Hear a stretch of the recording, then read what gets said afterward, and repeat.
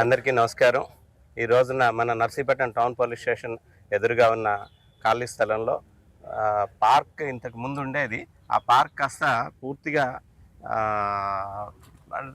అదే తుప్పలవి బలిసిపోయి అంతా దీనిగా ఉంటే దాన్ని మన నర్సీపట్నం టౌన్ ఇన్స్పెక్టర్ గారు గఫూర్ గారు, అట్లాగే వాళ్ళ ఏఎస్ఐ గారు రైటర్ కృష్ణమూర్తి గారు ఇంట్రెస్ట్ తీసుకొని దాన్ని మళ్ళీ సర్వాంగ సుందరంగా దాన్ని తీర్చిదిద్ది ఈరోజు మనం ప్రారంభోత్సవం చేసుకున్నాం. అట్లాగే ఆ పార్కులో గౌతమ బుద్ధుడి విగ్రహాన్ని కూడా ఈరోజు ఏర్పాటు చేయడం జరిగింది. అందుకు గాను విచ్చేసిన మన రాజేష్ గారికి, అట్లాగే ఏర్పాటు చేయించిన మన లాలం మురళీకృష్ణ గారికి వాళ్ళ ఫాదర్ జ్ఞాపకార్థం ఆ విగ్రహాన్ని బహుకరించారు. ఈ రోజున వాళ్ళందరికీ కూడా థ్యాంక్స్ చెప్తున్నాము.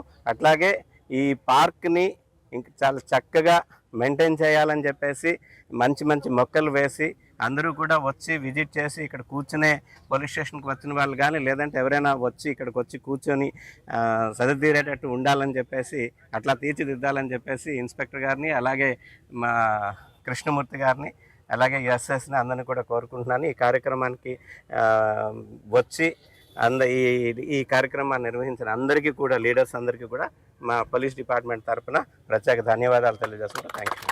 అందరికీ నమస్కారం అండి. ఈరోజు స్థానిక టౌన్ పోలీస్ స్టేషన్ ఆవరణలో మా చిన్నాన్నగారు అయిన క్రీస్టేషన్లు లాలం సూర్యబాబు గారు, అందరూ ముద్దుగా ఫ్రెండ్స్ అందరూ జైల్ సింగ్ అని పిలిచేవారు, మాజీ పంచాయతీ వార్డు మెంబర్గా చేశారు. వారి జ్ఞాపకార్థంగా మరి పోలీస్ స్టేషన్ ఆవరణలో గౌతమ్ బుద్ధుని యొక్క విగ్రహ ఆవిష్కరణ మన యువనేత మన రాజేష్ బాబు గారి చేత, అలాగే డిఎస్పీ గారి చేత చేయించడం జరిగింది.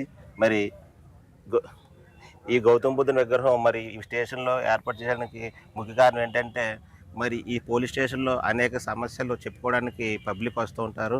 అందులో భాగంగానే గౌతమ్ బుద్ధుని విగ్రహం చూస్తే ప్రజలకు ప్రతి ఒక్కరు కూడా పీస్ ఆఫ్ మైండ్గా ఉండే విధంగా ఉంటుందని ఒక ఆలోచన చేసి గౌతమ్ బుద్ధుని యొక్క విగ్రహం ఏర్పాటు చేయడం జరిగింది. మరి ఈ గౌతమ్ బుద్ధుని విగ్రహం స్టేషన్ ఆవరణలో ఏర్పాటు చేసుకునేందుకు పర్మిషన్ ఇచ్చినటువంటి డిఎస్పీ సార్కి, అలాగే సిఏ సార్కి కూడా ప్రత్యేకమైన ధన్యవాదాలు తెలియజేసుకుంటూ, మరి ఈ సందర్భంగా మా చిన్నాన్నగారి గురించి ఒక మాట చెప్తాను.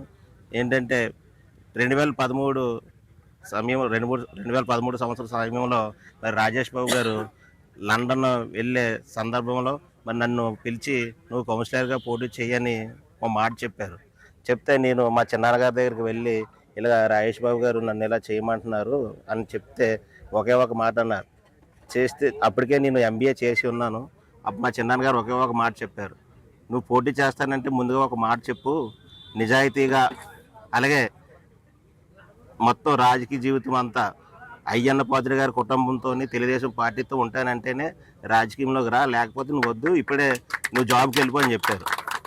అదే ఆ రోజు మా చిన్నాన్నగారితో ఆ మాట తీసుకొని రాజేష్ బాబు గారు వెంట, అయ్యన్న పాత్రుడు గారి కుటుంబం వెంట తెలుగుదేశం పార్టీతో ఇచ్చిన మాట ప్రకారంగా నమ్మిన మాట ప్రకారంగా రాజేష్ బాబు గారు వెంట, అయ్యన్న పాత్రుడు కుటుంబం వెంట నడుస్తామని తెలియజేసుకుంటూ, మా చిన్నాన్నగారు ఏదైతే ఆశయాలతో వార్డు మెంబర్గా ఇంతకుముందు పోటీ చేసి గెలిచి ఏదైతే సేవలు అందించారో మేము కూడా అదే సేవను మేము కొనసాగిస్తామని తెలియజేసుకుంటూ, ఈ సందర్భంగా ఇటువంటి అవకాశం ఇచ్చినటువంటి సిఏ సార్కి, డిఎస్పీ సార్కి, ముఖ్యంగా మా ముఖ్య అతిథులు రాజేష్ బాబు గారికి, 1, 2 వార్డు టౌన్లో వచ్చిన ముఖ్య నాయకులందరూ కూడా ప్రత్యేకమైన ధన్యవాదాలు తెలియజేసుకుంటూ సెలవు.